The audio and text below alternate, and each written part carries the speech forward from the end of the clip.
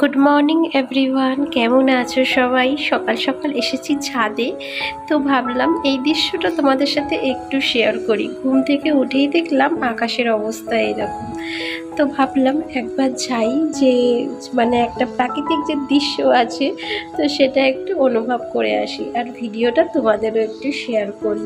ভাবিনি কখনো যে ঘুম থেকে উঠে দেখবো এইরকম আকাশ, আকাশের পরিস্থিতি। তো চলো, অনেক তো ঘোরাঘুরি হলো, এবার যাওয়া যাক নিচে।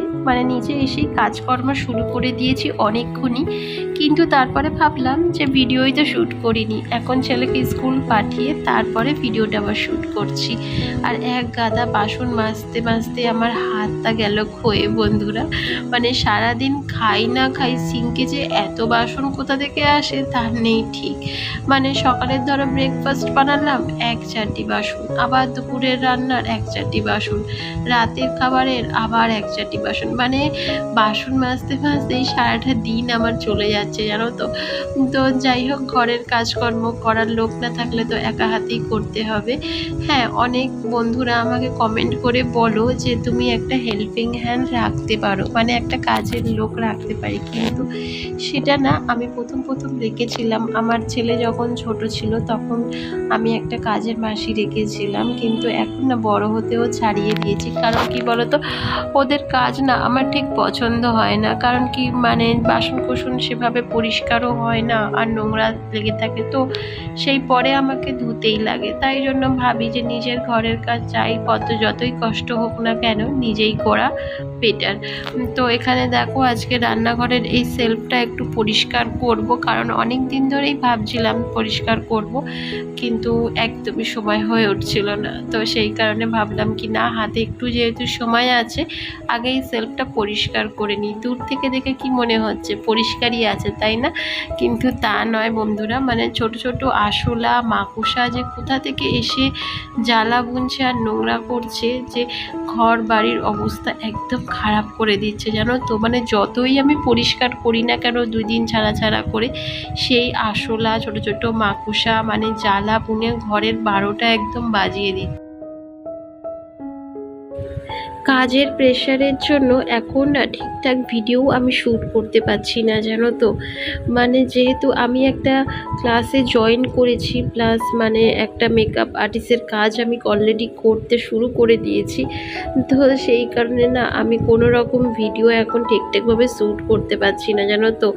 তো তোমরা যদি ইন্টারেস্ট থাকো যে আমার মেকআপের কাজ দেখবে, তাহলে অবশ্যই কমেন্ট করে জানিও, তাহলে আমি চেষ্টা করব একটা দুটো আপলোড দেওয়ার। আসলে কি বলো তো, তোমরা কমেন্ট না করলে আমি চাই না যে এইসব ব্লগের মধ্যে এই সমস্ত ভিডিও আপলোড করতে। তো সেই কারণেই বললাম, তোমরা যদি আর ইন্টারেস্ট থাকো অবশ্যই কমেন্ট করে জানিও। তো যাই হোক, এখন স্নান টান সেরে কিছু কাপড় চোপড় কাচা কেচে স্নান করে এখন চলে এসেছি ছাদে মেলতে। আর সকালে আকাশের অবস্থাটা যা ছিল দেখে তো আমি ভয় পেয়ে গেছিলাম, ভাবছিলাম যে হয়তো আজকের আর কাপড় চোপড় কাচা হবে না আমার, কিন্তু না, একটু বেলা বাড়তেই আকাশটা পরিষ্কার হয়ে গিয়ে খুব সুন্দর একটা রোদ্দুর বেরিয়েছে জানো তো। আর তার সঙ্গে ওয়েদারটা কিন্তু খুব সুন্দর, একটা হালকা হালকা হাওয়াও চলছে, গরমের যে ভাব সেটা কিন্তু নেই বললেই চলে। তো এই রকম ওয়েদার যদি সারাটা বছর থাকে না, খুবই ভালো হয়। কিন্তু আমাদের দেশে তো বলতে গেলে গরমটার প্রাধান্যটাই বেশি, শীতকাল নেই বললেই চলে। যাই হোক, কথা বলতে বলতে অনেক কাজকর্মই সারা হয়ে যাচ্ছে। আর হ্যাঁ, আজকের ভিডিওটা কিন্তু বন্ধুরা অনেকটাই ছোট, প্লিজ তোমরা একটু ধৈর্য সহকারে পুরো ভিডিওটা দেখো, আই হোপ তোমাদের ভালো লাগবে।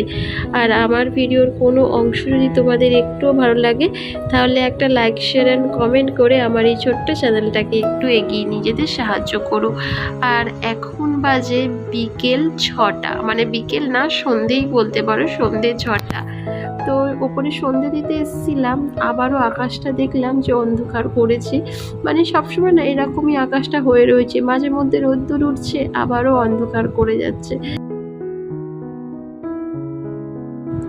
আর এখন বসে বসে ছেলে যে বুবারে ফোলাচ্ছে, তো সেগুলোই আমি দেখছি আর এনজয় করছি। ও সারাদিন না ঘরের মধ্যেই থাকে জানো তো, মানে স্কুল আর ঘর এটাই হচ্ছে ওর জীবন হয়ে গেছে এখন। তো ভাবলাম কি ওকেও আমার সাথে ছাদে নিয়ে যাই, যাতে ও একটু খোলা প্রাকৃতিক হাওয়া নিঃশ্বাস নিতে পারে। আর এই যে দেখো, পাখিরা সব নিজের নিজের বাসার দিকে যাচ্ছে। মানে সন্ধেবেলা, মানে একটু বিকেল বিকেল থাকতে যদি ছাদে আসা যায়, তাহলে কত রকম দৃশ্যই না দেখা যায়। তো যাই হোক, আজকের ভিডিওটা এখানেই শেষ করলাম। আবার দেখা হবে নেক্সট ব্লগে খুব তাড়াতাড়ি।